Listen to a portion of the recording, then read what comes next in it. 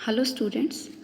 इससे पिछले video lecture में हमने डिस्कस किया केन्ज का रोज़गार सिद्धांत, Keynes in theory of employment, जिसमें हमने बात की कि केन्ज का ये मानना है कि पूर्ण रोज़गार एक पूंजीवादी अर्थव्यवस्था की सामान्य स्थिति नहीं है।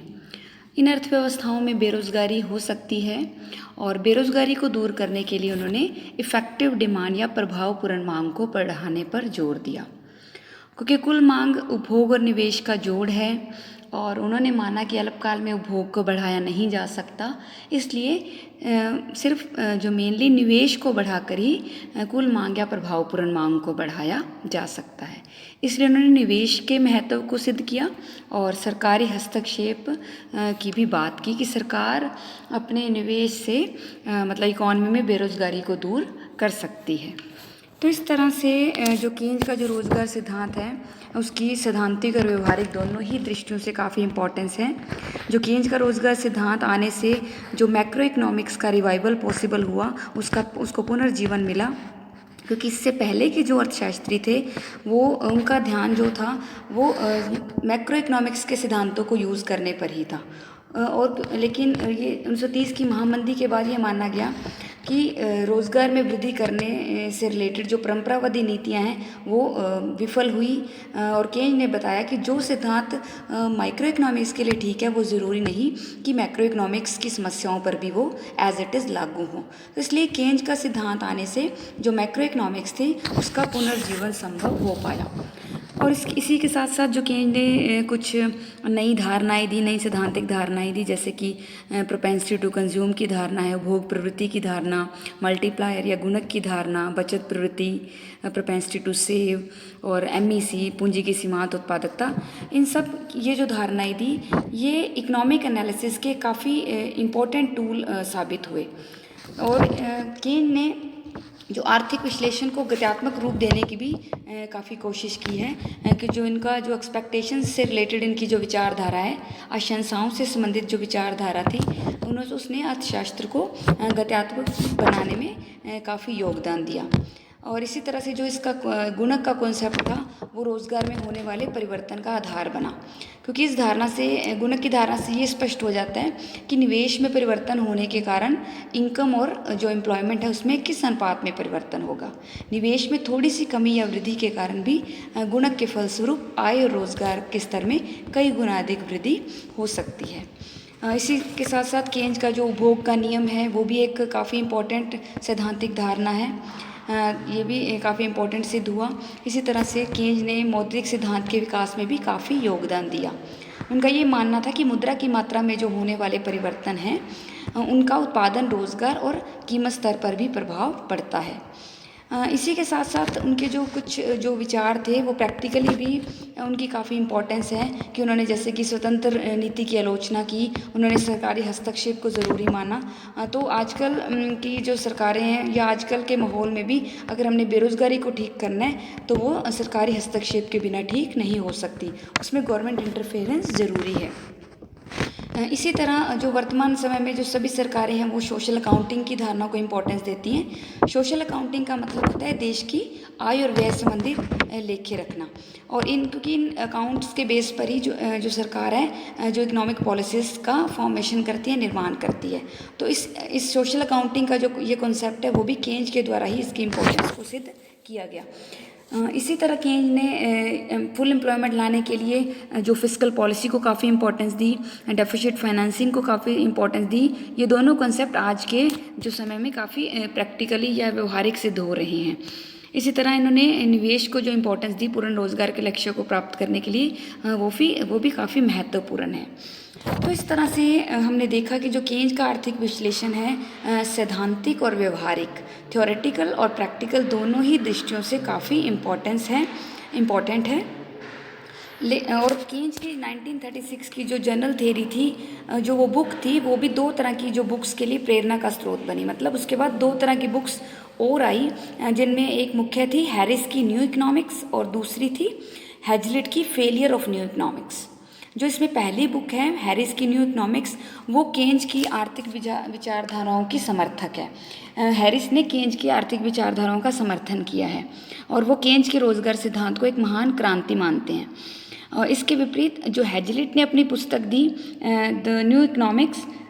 The failure of new economics, उसमें केन्ज के विचारों की काफ़ी आलोचना की है उसने, और उन्होंने केन्ज की विचारधारा को एक इंटेलेक्चुअल स्कैंडल का नाम दिया है। तो इस तरह से हम कह सकते हैं कि जो केन्ज के आर्थिक विचार हैं वो पूरी तरह से दोष रहित नहीं हैं। इवन जो इनके सपोर्टर हैं प्रोफेसर हैरिस, उन्होंने भी इस बात को स्वीकार करते हुए ये कहा है कि जो केन्ज के आर्थिक विचारों को बड़े उत्साह से ग्रहण करने वाले अर्थशास्त्रियों को भी उनके सिद्धांतों में विसंगतियाँ या अशुद्धियाँ मिलती हैं। इसलिए आधुनिक अर्थशास्त्री हैं जो जैसे कि नाइट है, प्रोफेसर होम है, हट है, हैयक है, हैजलिट, एंडरसन, बहुत सारे अर्थशास्त्री हैं जिन्होंने केन्ज के आर्थिक सिद्धांतों की काफ़ी आलोचनाएं की हैं। तो आज के इस वीडियो लेक्चर में हम केन्ज की आलोचनाओं को डिस्कस करेंगे। फर्स्ट क्रिटिसिज्म है the concept of equilibrium is self contradictory. संतुलन की असंगत विचारधारा। केन्ज का क्या मानना है कि अर्थव्यवस्था में जो इक्विलिब्रियम है, संतुलन है, वो ज़रूरी नहीं कि केवल पूर्ण रोजगार के स्तर पर ही हो, बल्कि पूर्ण रोजगार से कम स्तर पर भी ये संतुलन स्थापित हो सकता है। तो बहुत से अर्थशास्त्रियों ने केन्ज की इसी धारणा को काफ़ी क्रिटिसाइज़ किया है। उनके अकॉर्डिंग संतुलन की अवस्था उस समय ही हो सकती है जब अर्थव्यवस्था में पूर्ण रोजगार हो और जब सभी साधनों को पूर्ण रूप से यूटिलाइज किया जा रहा हो। लेकिन केन्ज ने फुल एम्प्लॉयमेंट से कम लेवल पर भी इक्विलिब्रियम का एग्जिस्टेंस मानकर, इक्विलिब्रियम के अस्तित्व को मानकर संतुलन शब्द की उपेक्षा की है या उसको इग्नोर किया है। तो प्रोफेसर हैजलिट ने केन्ज की इस धारणा को काफ़ी क्रिटिसाइज़ किया कि उन्होंने ये कहा कि जब केन्ज अल्प रोजगार के साथ संतुलन के बारे में कहता है तो वह बेवकूफ़ी की बात करता है कि when Keynes speaks of equilibrium with underemployment he is talking nonsense. Next criticism है Keynesian economics is mainly static. Keynes का अर्थशास्त्र मुख्यतः अगत्यात्मक है। केन्ज के जो आर्थिक विश्लेषण पर यह भी एक आरोप लगाया जाता है कि ये मुख्यतः एक स्टैटिक या अगत्यात्मक आर्थिक विश्लेषण है। हाँ, नो डाउट केन्ज ने शिफ्टिंग इक्विलिब्रियम की तरफ अर्थशास्त्रियों का ध्यान दिलाया, लेकिन उन्होंने ये स्पष्ट नहीं किया कि जब हम एक संतुलन अवस्था से संतुलन की दूसरी अवस्था में एंटर करते हैं तो इन्वेस्टमेंट में किस तरह से और किस स्थिति में परिवर्तन होता है। हालांकि केन्ज के एनालिसिस को या सिद्धांत को हम कलेक्टिवली देखें तो हम ये मान सकते हैं कि इसमें कुछ डायनेमिक एलिमेंट हैं और टाइम लैग की बात की गई है, लेकिन फिर भी काफ़ी सीमा तक जो केन्ज का एनालिसिस है कंपैरेटिव स्टैटिक है, हम इसको प्योरली डायनेमिक नहीं कह सकते।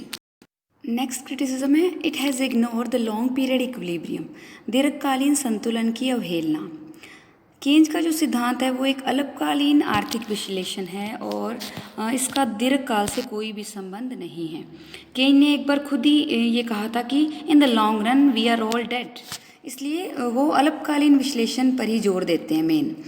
तो प्रोफेसर हेक ने इसकी आलोचना करते हुए ये कहा है कि केवल अल्पकालीन प्रभावों पर ध्यान देना और उसकी स्टडी करना एक गंभीर और हानिकारक भूल ही नहीं बल्कि सभ्यता के लिए एक काफ़ी चिंताजनक बात है ये और एक गंभीर खतरा है ये। इसलिए अर्थशास्त्रियों को क्या करना चाहिए कि अल्पकालीन शक्तियों के स्थान पर दीर्घकालीन शक्तियों पर ध्यान देना चाहिए, दीर्घकालीन शक्तियों का अध्ययन करना चाहिए और जनता का ध्यान उन निहित तथ्यों की तरफ आकर्षित करना चाहिए जो मानव के लिए लाभदायक हों। लेकिन केन्ज का जो सिद्धांत है वो अल्पकालीन अवधि में बिलीव करता है और अल्पकाल में उत्पादन, श्रम, कार्यकुशलता इन सबको स्थिर मानना जाता है, लेकिन ये तत्व वास्तव में दीर्घकाल में बदल जाते हैं। इसलिए अर्थशास्त्रियों को शॉर्ट साइटेड होने के साथ साथ फोर साइटेड या दूरदर्शी भी होना चाहिए।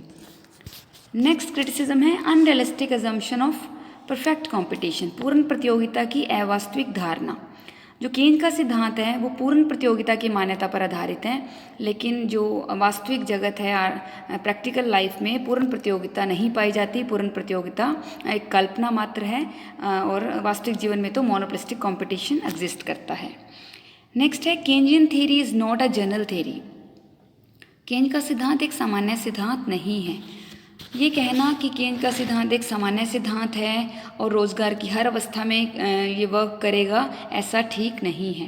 केन्ज का सिद्धांत ना तो हर तरह की समस्या का समाधान करता है और ना ही हर तरह की इकॉनमी पर क्रियाशील होता है। जो इंग्लैंड और अमेरिका जैसे धनी देशों तक ही ये सीमित है, सभी स्थानों पर ही भी नहीं लागू होता। और ये सिद्धांत समाजवादी देशों और भारत जैसे अलग विकसित देशों पर भी लागू नहीं होता। नेक्स्ट है based on the assumption of closed economy, बंद अर्थव्यवस्था की धारणा पर आधारित। जो केन्ज का रोजगार सिद्धांत है ये बंद अर्थव्यवस्था की धारणा पर आधारित है और इसके अकॉर्डिंग जो कुल मांग है उस पर आयात और निर्यातों का कोई भी प्रभाव नहीं पड़ता, लेकिन ये मान्यता सही नहीं है, वास्तविक नहीं है। नेक्स्ट है applicability of Keynesian analysis is notes empirical, कि जो केन्ज का विश्लेषण है वो अधिक व्यवहारिक साबित नहीं हुआ। केन्ज के सिद्धांत की आलोचना इसलिए भी की जाती है कि केन्ज की जो नीतियां हैं वो आर्थिक जगत में सफल नहीं रही और ना ही जो केन्ज ने भविष्यवाणी की वो सही साबित हुई। केन्ज का ये मानना था कि 20वीं सदी में जो धनी देश हैं, विश्व के धनी देश हैं, उनमें इफेक्टिव डिमांड में कमी आएगी और सेक्युलर स्टैग्नेशन की समस्या वहाँ पे आएगी, लेकिन ये भविष्यवाणी सही साबित नहीं हुई क्योंकि आफ्टर सेकेंड वर्ल्ड देशों में ये समस्या दिखाई नहीं दी। नेक्स्ट है एप्लीकेबिलिटी ऑफ मल्टीप्लायर, केन्ज का जो या हम कहें गुणक का सीमित प्रयोग। जो केन्ज का गुणक सिद्धांत है वो भी आर्थिक क्रियाओं की क्रियाशीलता के दृष्टिकोण से काफ़ी सीमित है, उसकी जो क्रियाशीलता काफ़ी सीमित है क्योंकि जो गुणक है वो तेज़ी की अवस्था में ज़्यादा क्रियाशील होता है और मंदी की दिशा में गुणक की क्रियाशीलता काफ़ी सीमित दिखाई देती है। नेक्स्ट है rate of interest is not a purely monetary phenomena, ब्याज की दर केवल मुद्रा संबंधी घटना ही नहीं। केन्ज ने जो ब्याज की दर के डिटर्मिनेशन में सिर्फ मौद्रिक तत्वों पर ही जोर दिया है, ब्याज की दर को केवल एक मुद्रा संबंधी घटना ही माना है। उनके अकॉर्डिंग ब्याज की दर वहाँ डिटर्मिन होगी जहाँ पर मुद्रा की मांग और मुद्रा की पूर्ति आपस में बराबर होंगे, लेकिन हिक्स और हैंसन के अकॉर्डिंग ब्याज की दर पर वास्तविक और मौद्रिक दोनों तरह के तत्वों का प्रभाव पड़ता है। केन्ज का ब्याज सिद्धांत भी उसी तरह से इनडिटर्मिनेट है जिस तरह से परंपरावादी सिद्धांत। तो इस तरह से हमने देखा कि जो केन्ज का रोज़गार सिद्धांत है वो आधुनिक रोज़गार सिद्धांत का मुख्य आधार है, परंतु इस सिद्धांत में काफ़ी इसकी कमियां थी, सीमाएं हैं इसकी, जिसके फलस्वरूप जो पोस्ट केन्जियन इकोनॉमिस्ट हैं, केन्ज के बाद जो अर्थशास्त्री आए, उन्होंने इसकी आलोचना की। एक्चुअली क्या है, पर हर सिद्धांत जो है, हर प्रत्येक सिद्धांत है वो अपने समय की सिचुएशंस के द्वारा प्रभावित होता है। परिस्थितियों में परिवर्तन आ जाए तो सिद्धांत में भी परिवर्तन किए जाने की संभावनाएं बढ़ जाती हैं।